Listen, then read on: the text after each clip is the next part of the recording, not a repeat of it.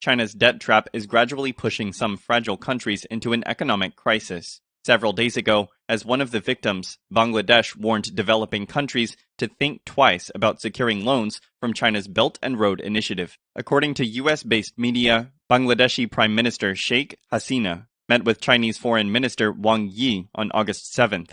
In an interview with Bangladesh's Financial Times on the sideline of the meeting, Bangladesh Finance Minister Mustafa Kamal said that the Chinese Communist Party should take responsibility for the debt it has caused to developing countries as a result of its BRI projects. Kamal said, "Everyone is blaming China, and China can't refute it, and it's their responsibility." Kamal accused the CCP of not conducting rigorous research before advancing the Belt and Road Initiative, which has pushed some countries, such as Sri Lanka, into a debt crisis. This year, the Sri Lankan government faced a catastrophe. Its foreign exchange reserves were depleted, triggering a sharp rise in inflation, and the public has launched a massive revolt. Pakistan is also in a serious economic crisis. Nepal also foresees an economic crisis, having banned the imports of cars and other luxury goods earlier this year due to falling foreign exchange reserves. Last month, Bangladesh sought a $4.5 billion loan from the International Monetary Fund, becoming the latest Asian country to seek help from the international lender.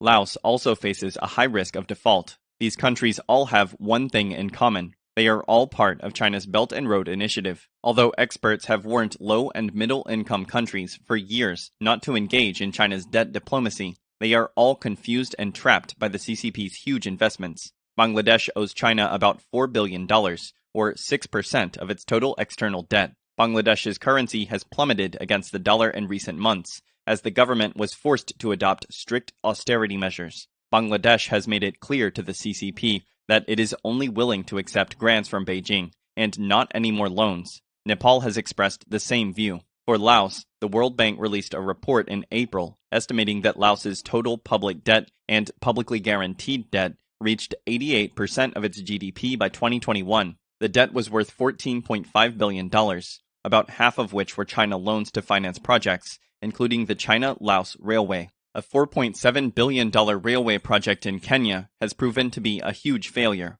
with 90% of the project funded by loans from the Export-Import Bank of China. Kenyan Vice President William Ruto acknowledged earlier this year that his country's total public debt was $73.5 billion as of March, while the country's gross domestic product, or GDP, was just over $100 billion. Ruto said they are hurting from paying off the debt to the CCP.